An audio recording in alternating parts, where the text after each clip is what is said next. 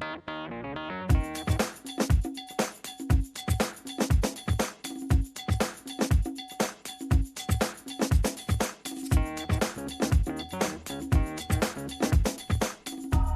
to the Northeast Kingdom Voice. I'm your host, Scott Wheeler. Today's guest is Newport City Mayor Linda Sullivan. Welcome to the show.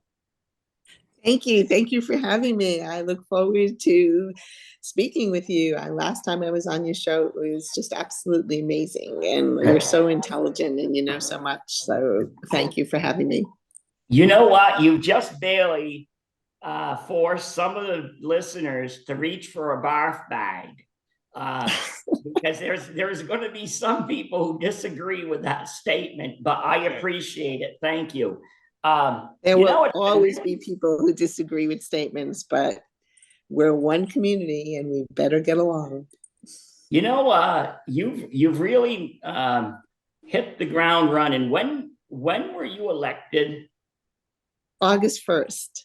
August 1st, and you've already made a name for yourself. Of course, I haven't been at the meetings. I've understood they've been uneventful. Not always, no. But I was talking to somebody. They said they know you're doing something right when there are left people supporting you and there are right people supporting you. And it's probably true with the people who don't support you, both on both sides. But it seems like you are uniting, at least, even though city politics, I've never known them to be, Democrat, Republican. I think over the years, even during the last few years in which dysfunction kind of ruled, I still think a lot of them kept party politics out of it, but you seem to be uniting people. Well, thank you. And I appreciate that you've heard that, because it's very important for me. It's always been important for me to unite, because when you're dealing with a city or a town or state, we all have one goal, right? We want to be healthy, we want to be safe, we want to be as prosperous as we can, and we want to leave a future for the next generation. And if we don't do it together, or the best we can together, it won't work. Right. And if we give the appearance even of being separated, then it will turn into a reality and we will separate. Right. While there has been some issues in Newport City government, I still have to commend the council. I think they've really tried, despite having some serious issues with other elements in city government who are now gone. I think they've tried their best, and I hope I hope they're working with you and you're working with them. So I have to tell you that the city council members have been so inviting. They have been nothing but forthcoming if I have questions. They are totally respectful of myself as the mayor and the way we are running the council meetings. I'm fortunate to have pulled the president of the council, John Wilson, and make him tag along with me and give me all the institutional knowledge that he has on many of the issues. So if I have to go to a meeting, I make him come with me. Not make, but I invite him, and he's been absolutely wonderful. We have open mayor meetings, and John participates with me. So when the constituent base comes in, the residents of Newport, they ask questions, we try to help them, and together, we are giving them the appropriate answers or helping them get to the right resources. The council members themselves, we're all going to have our own thought process, our own opinions. We've been discussing them. And that's why I think the council members, for me, I applaud them. They're volunteers. They have other jobs. I don't believe they realized that the council member was going to be their priority job. But it turns out that that's what it is. When you are a public servant, you are there for the public. And I have found nothing but good or welcoming information granting from my fellow council members. Yeah, I really think there's especially, I know you just had a bump in the road, but I still think you can, I still think um, we can now Newport can put a difficult chapter behind itself and begin moving forward into it. Because, it's funny when I see on Facebook all the time how Newport Main Street looks horrible. Okay, there is the hole in the ground, which you know what most of it. Do you know? Visitors, if I point out the hole, they say, "What hole?" They don't notice it. And then That's right. there's the Newberry's building that is struggling, but for the most part, I look at it and I say, "Wow, Main Street's looking nice." Is there more room for improvement? Absolutely, but I think it's headed in the right direction. I think it's absolutely headed in the right direction. We complain about the hole because it's been in our face for so long. But when people come by, they don't say, "Oh, gee, there's a hole in the Yeah, in the ground," And so they're coming to Newport for reasons: for the food, for the lake, for the hiking, for the bikes, for the restaurants, because Newport is the hub of the Northeast Kingdom. And they're coming here for the good things. As far as our employees in Newport, I mean, all of the directors, they're out there. They're fixing Newport. They are giving it their all. The Public Works Department, the Rec Department, they're all out there beautifying Newport and making sure it is safe and enjoyable. So if it wasn't for them, I would say we have a problem, but we don't have a problem because they are there working so hard. No matter what time I reach out to somebody, they respond immediately. And it's opened it up for the residents, and they are actually reaching out, and I can forward their message to any of the department heads, and they respond. And that's so important. So I think where I'm going is my motto is now become, let's not make Newport this drive-through city. Let's make it a drive-to city. Come right. to us. We are here. We've got good stuff going on. Right. So I invited you on because I wanted to see where things were going, and it's actually quite obvious that if you're on social media, particularly like Newport sites, that you're out there. You haven't forgotten, because a lot of people who are elected. You served in the state house as I did. A lot of people are elected, whether it be local, state, or national office, and once they're elected, they disappear until about 3 months before election, and you have not disappeared yet. I don't intend to disappear. It's even when I was in the legislature, I spent my weekends going to all of my 5 towns and held constituent hours. I would always be there. During COVID, I was there. I made sure that anybody who needed a COVID shot, if they couldn't get out, we got somebody to bring them the COVID shot by working with the administration. I am always going to be there. I don't rattle that easily because I shouldn't have to rattle. Okay. I'm here to listen. I've always said that. As soon as I get information, I want to share it with the public. There are certain things, of course, that, legally you have to do executive sessions or things like that. That doesn't mean there's a lack of transparency. That just Yeah. means we're following the law. But as far as my being there, I intend to be out there. I intend for people to come and speak with me, and I will always not shy away from the public. And you've been holding regular hours where you meet with constituents. Yes, Mondays and Wednesdays from 9 to 11 in the morning. I am here doing my mayor's hours. And as I said, the president of the council joins me as well, and it's just wonderful. And people have been coming in and we've been assisting them and hearing new business ideas and hearing their thoughts on what should go in the hole or what might be complementary businesses that come out and how can we help them get grants? Where can we direct them for resources they need? And I think that they're coming in and they see another resident here and another resident here. There's more of a unity going on.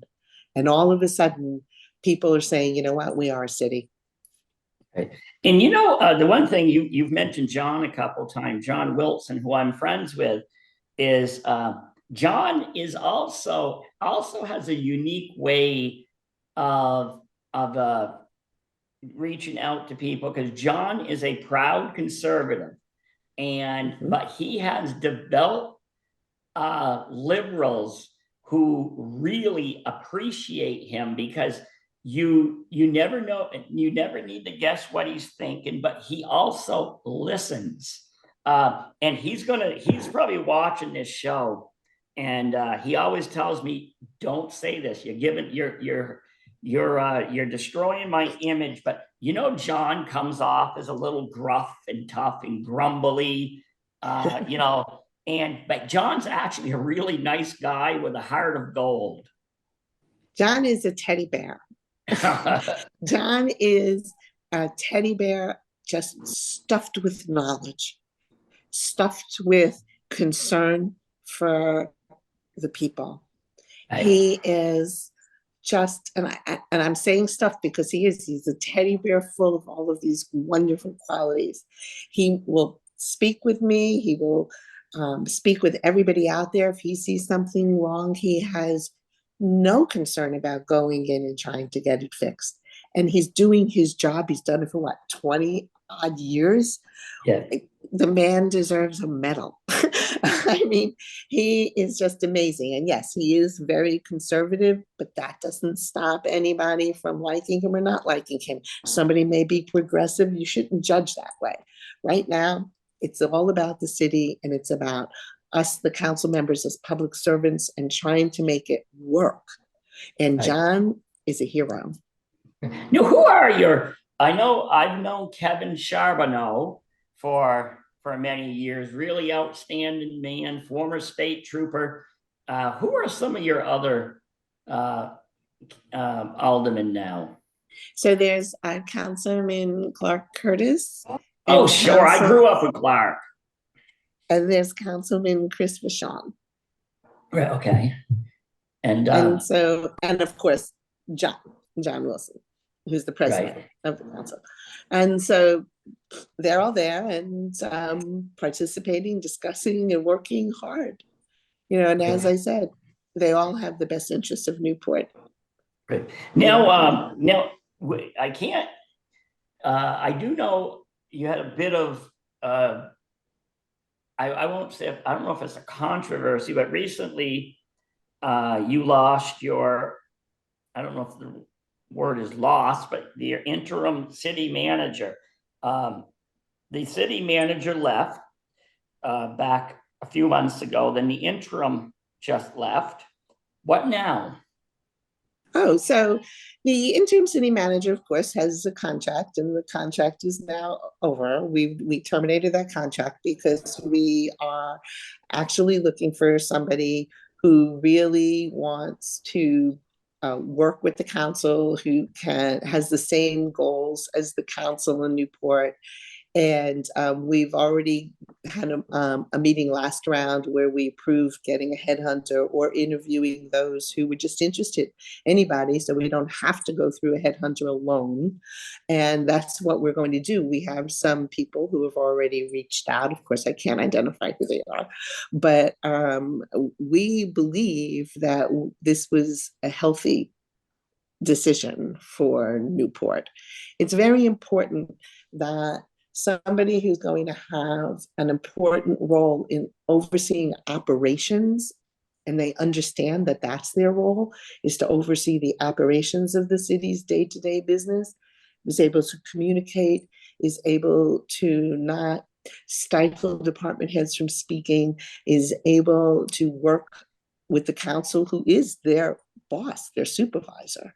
And so we believe that now we will be able to get somebody who we all can say will fit this role. If you remember, it started before I came in, and I think that was also kind of the issue, some of the issue. Before I was elected, they had back in June put in an interim city manager. And then there was headhunters that were already um, in play. Not it was like a recruiting service. And then I came on because, and the council said, let's wait until the mayor comes on, and then we'll all make the decision. The issue was, which is not really an issue, but some people just make things bigger than they are, was that the deadline had already passed for applications to come in. And so we wanted to just continue it until filled. And so that kind of caught us up in council controversy. But then at the end of the day, the interim city manager pretty much identified in the letter what her goals were, and they were just not exactly aligned with the council, or definitely not with mine as a council member. Right. Yeah, I think with the right player now, because I do think, I do think Newport is set now. You've got at the top, you now have a new cast of, you have, well, not very, yeah, at the very top, you're going to have new people. You have a very good council. And I think now the whole EB5 thing is wrapping up. And I know some people will disagree with me, but I think in the long run, the EB5 scandal, debacle, whatever you want to call it, is going to still mean good things for Newport, and including it taught us not to look in the sky for the big amount of money. And I think people are really not just council and you, but ordinary people. Like I always look at Wednesdays on the waterfront. Yeah. That was, and that wasn't council. That was just two women who wanted to do something. And I hear those stories ever since the EB5 debacle. I think people were first shocked, and now they're said, okay, what are we going to do? We're going to whine? No. And people really started putting in their heels. Of course, there's always the other people. Like every time I post an old photo of Newport on my history site, people will like get rail, they'll, back in the good old days, and they'll start railing about today. Well, Newport, like every Main Street USA, has evolved and devolved over time. And the Newport that I remember is not the same Newport's Main Street I remember and my generation remembers, is not even the same Newport Main Street that my now late 88-year-old father remembered. It evolves as the world evolves. And there's so many factors why Newport, fell into decline for a few years. And instead of whining about it and wishful thinking, going back to Mayberry, that isn't going to happen. Oh, you're absolutely right. Yeah, you're absolutely right.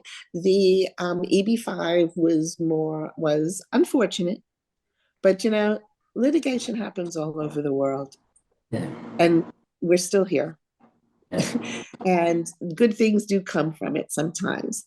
I've already been approached by some liaisons from the current receiver in that over that area, over that asset, and people are starting to show me their ideas, and we will eventually be having more formal meetings where people can see what's being offered and then decisions can be made and possibilities of what to do there.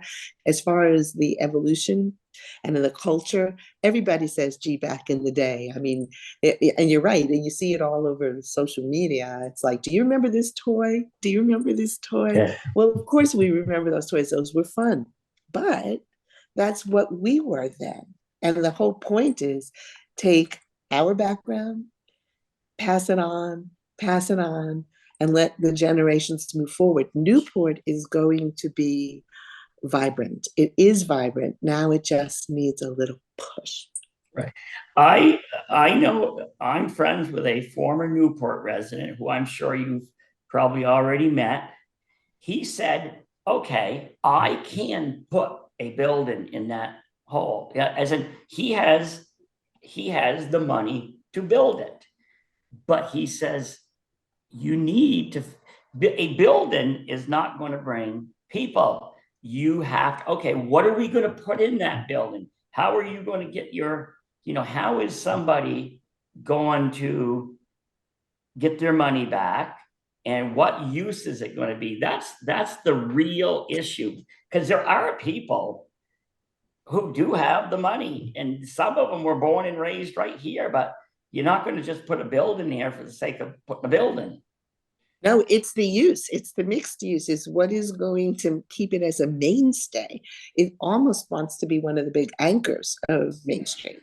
And also, not just Main Street, it has to attract all of Newport, and it has to attract all of Vermont, it has to attract Canada, and it has to attract, say, Massachusetts, all the planes coming in. It's more than just look at the pretty building. So we need a good anchor there, and we need something that's inviting, and we need something that's sustainable and Right. complementary. So it's, everybody has wonderful ideas, and I applaud this particular resident who said it's not just a building, because that's not business. Right. Business is, how do we generate not just revenues? How do we keep it cost effective, but how do we generate excitement? Right. And excitement will keep it alive. Right. The one thing I every once in a while I chuckle like there was even a time where I read a discussion on when a building is built there, what will we call it? And my attitude is if the we have certain as a community they might have certain rights, but I don't think the residents will have to have a say over what a property owner names his building. And I kind of chuckled over that. But hey, believe it or not, we only have 5 more minutes or 7 more minutes left. What more are you looking forward to in the coming year? As in, well, I hate to say it, we're almost in winter. I know. I actually am a bit excited about discussions with our airport with Coventry. I think Right. that is something that needs to be focused on. I think that I also am looking forward to doing a proclamation. November 1st is the Extra Mile Heroes, and we've got some candidates there. But what I'm really looking forward to is getting into the businesses with the people and finding out what complimentary restaurants do they need? What do the people just not on Main Street need? Because it's not just all about Main Street. Right. And so that's what's important. We have all of Newport City that we need to generate funds and happiness and solidify it. So it's not just Main Street, though Main Street will throw it off. We need to make Main Street be an inclusive of all of Newport. Well, you take East Main Street, you go up Mm-hmm. Main Street, that area is really happening. You like Shattuck's Motor, they keep adding on there. And I know you're a relative newcomer to the city, but that used to be Main Street West Derby. until 1918.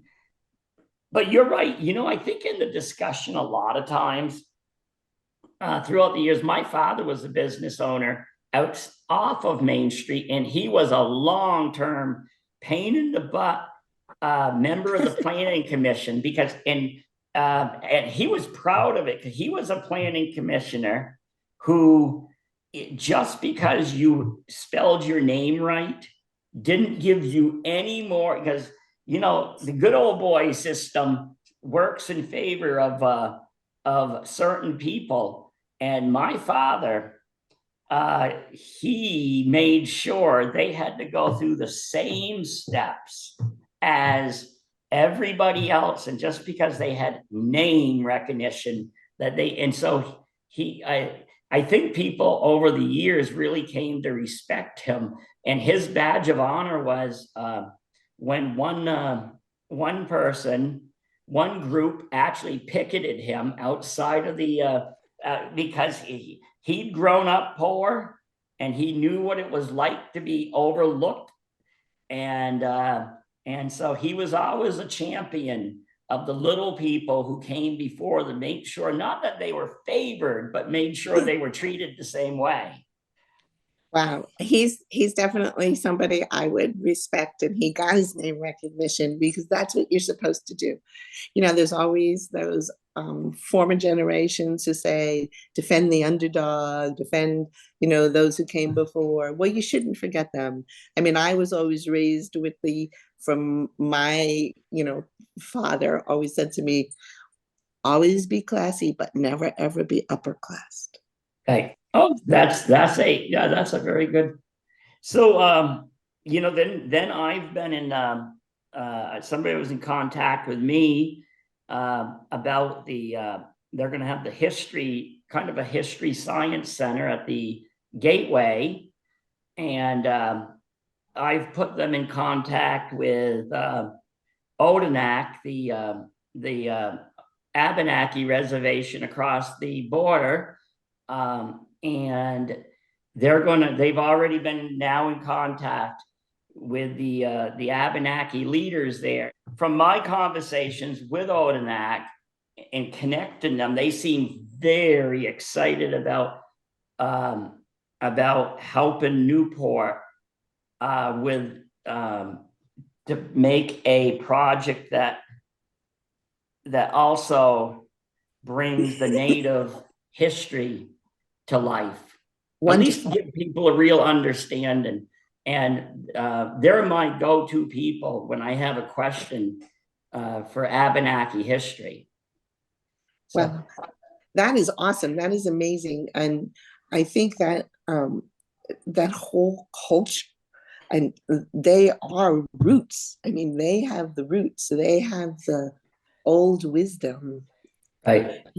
And so for you to have that ability to contact them, that is amazing.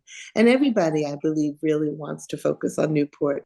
I had a meeting with Governor Scott, and he said, oh, it's nice to have the new leadership, and now I look forward to being here to help Newport City. Reach out anytime. They all want to be helpful. Right. Okay, well, I think we have to wrap up, but I'll have to have you back on. If it's not by the end of the year, we'll do it certainly in the early part of the year, and we will see how things go. Thank you so much. This has been wonderful. As always, it's always wonderful to speak with you. Okay, thank you. And thank you to the viewers for tuning in to another segment of the Northeast Kingdom Voice.